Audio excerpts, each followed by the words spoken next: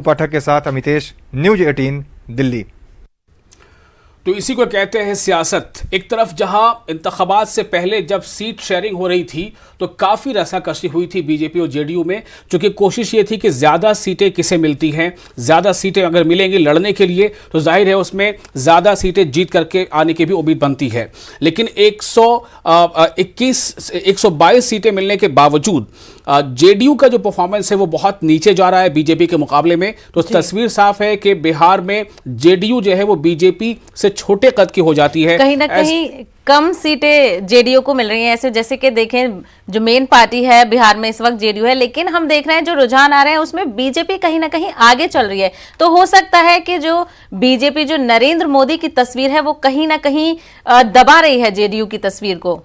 क्या लगता है बिल्कुल सर आपको? सवाल यही है और इसी के बारे में मैं अभी ये भी कह रहा था कि अगर यही रुझान जो है, जो अभी रुझान ये नतीजों में तब्दील हो जाते हैं तो इसका मतलब सीधा ये है कि जेडीयू के चेहरे के तौर पर और एनआईएन्स के चेहरे के तौर पर क्या वजीर आला सीएम के पद पर जो नीतीश कुमार ही होंगे। जाहिर है कि इसको लेकर एक बहस छिड़ेगी और ये बहस बहुत जोर भी पकड़ेगी, चूंकि सवाल इस बात को ही लेकर के था कि अगर नीतीश के लीडरशिप में इलेक्शन हुआ है, नीतीश वहां 15 साल लगभग वजीर आला रह चुके हैं, तो फिर आखिर क्या हो गया कि नीतीश यानी जेडीयू की सीटें कम हो गई।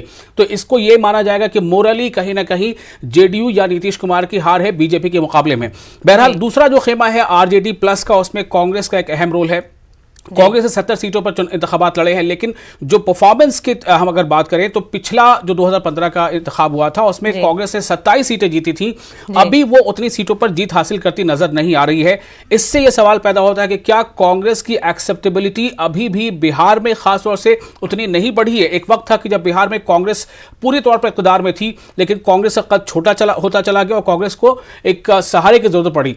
तो मदन मोहन झा जो कांग्रेस चीफ है वहां बिहार में, उनसे हमारे नुमाइंदे ने कुछ बातचीत की है, देखते हैं क्या कह रहे हैं वो।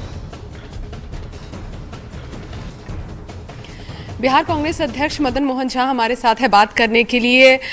सर, जिस तरह के रुझान आ रहे हैं लगभग 243 सीटों पर ये क्लियर होता दिख रहा है, बराबरी की टक्कर है, पाला कभी इधर जा रहा है कभी उधर जा रहा है। उम्मीद क्या रख रहे हैं? क्या अभी भी उम्मीद है या फिर लग रहा है कि एनडीए की सरकार बन जाएगी? नहीं, पूरी उम्मीद है। हम लोग जो जनता के बीच घूमे हैं या उनसे जो हमारा संवाद हुआ है उससे तो लग रहा है लोग परिवर्तन के मूड में हैं। अब तो 1-2 घंटे का इंतजार है, उसमें बहुत कुछ क्लियर हो जाएगा। तो मुझे तो एग्जिट पोल जो हुआ उस पर भी नहीं, या ये रुझान है उस पर नहीं, मुझे तो जनता के मैंडेट पर उन्होंने जो जनादेश दिया है उस पर विश्वास है। लेकिन रुझान ही तो नतीजों में तब्दील होता है ना। रुझान तो आगे पीछे होते रहता है। आप फर्स्ट में देखे हुए कितना तेजी से बढ़ रहे थे, अब बराबरी का टक्कर हो गया है। हो सकता है 1 घंटा के बाद कुछ और रुझान हो। तो हम समझते हैं जब थोड़ा अर्ली है, 1-8 घंटा में सारा चीज क्लियर हो जाएगा।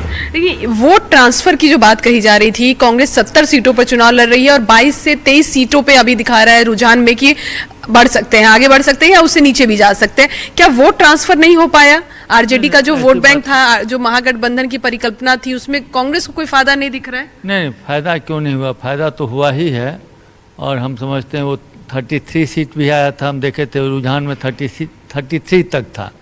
अभी कुछ घटा है, हम समझते हैं फिर आगे बढ़ेगा। तो बिना गठबंधन का जो हम लोग का वोट है वो एक दूसरे को ट्रांसफर हुआ है, इसमें कहीं कोई दो मत नहीं। आरजेडी को कहां तक देख रहे हैं? आरजेडी तो अभी है ही, आप देख ही रहे हैं रुझान। हम समझते हैं जो 100 तक जाएगी। उम्मीद क्या, मतलब अभी भी उम्मीद है कि सरकार बनेगी महागठबंधन की? निश्चित रूप से उम्मीद है, लेकिन 1 घंटा के बाद आपको खुद पता चल जाएगा ये कहाँ स्थिति है। लेकिन ये रुझान आगे पीछे होते रहेगा अभी। चलिए, धन्यवाद। तो मदन मोहन झा, साफ तौर पर इनका कहना है कि जो एग्जिट पोल था उस पर भी भरोसा नहीं है, रुझान जो है उस पर भी भरोसा नहीं है, नतीजों पर जरूर भरोसा है और उनको लगता है कि नतीजे बदल सकते हैं, महागठबंधन की सरकार अब भी आ सकती है, ये गुंजाइश अब भी बनी हुई है। कैमरा पर्सन सोनू के साथ रंजीता झा, न्यूज 18 नेटवर्क। तो वही